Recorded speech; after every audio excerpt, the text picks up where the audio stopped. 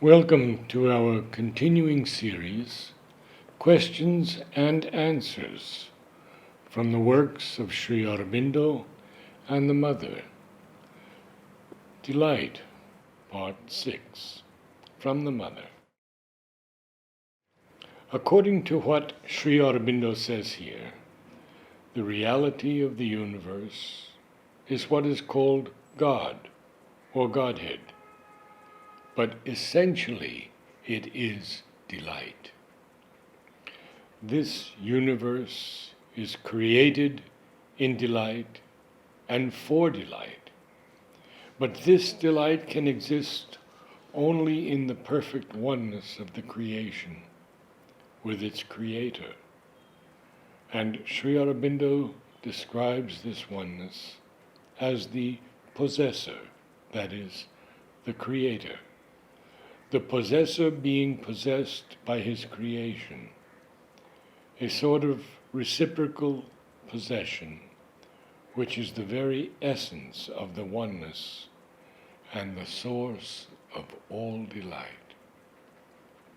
And it is because of division, because the possessor no longer possesses, and because the possessed no longer possesses the possessor, division is created, and the essential delight is changed into ignorance. And this ignorance is the cause of all suffering. Ignorance, not in the sense in which it is usually understood,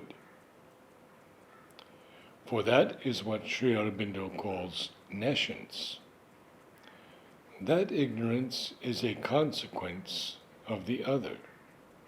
True ignorance is ignorance of the oneness, the union, the identity. And that is the cause of all suffering. All those who have had the inner experience have had this experience that the moment one reestablishes the union with the divine source, all suffering disappears. But there has been a very persistent movement, about which I spoke to you last week, which put at the source of creation not this essential divine delight, but desire. This delight of creation, self-manifestation, self-expression. There is an entire line of seekers and sages who have considered it not as delight, but as a desire. The whole line of Buddhism is of this kind.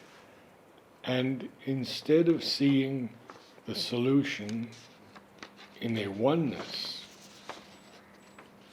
which restores to us the essential delight of the manifestation and the becoming, they consider that the goal and also the way are a total rejection of all desire to be and a return to annihilation.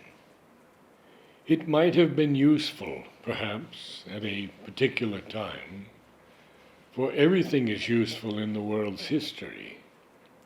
But this utility has passed. It is outworn.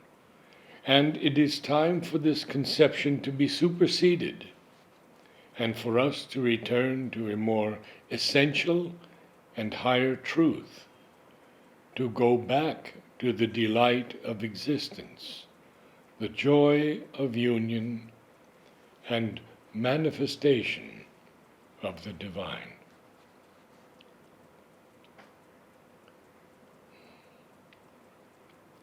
This new orientation, I mean new in its terrestrial realization, must replace all the former spiritual orientations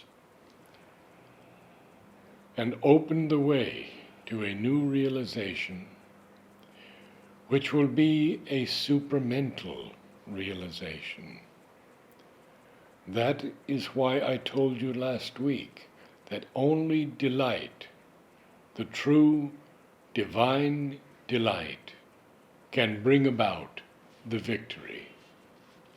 Naturally, there must be no confusion about what this delight is.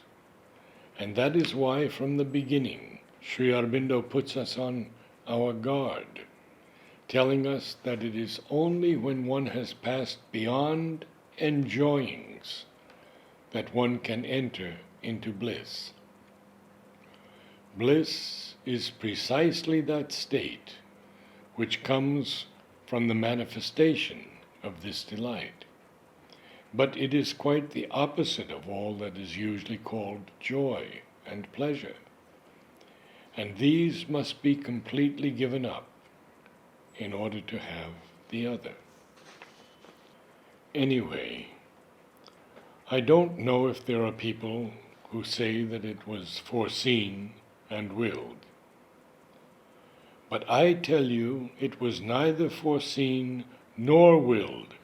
And this is precisely why when it happened, quite unexpectedly, immediately something else sprang forth from the source, which probably would not have manifested if this accident had not taken place.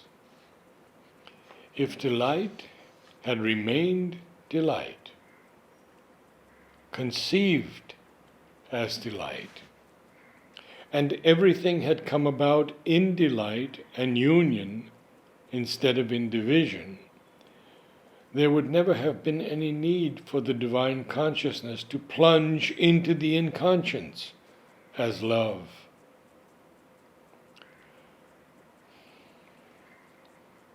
So when one sees this from very far and very high, one says, after all, something has perhaps been gained from it.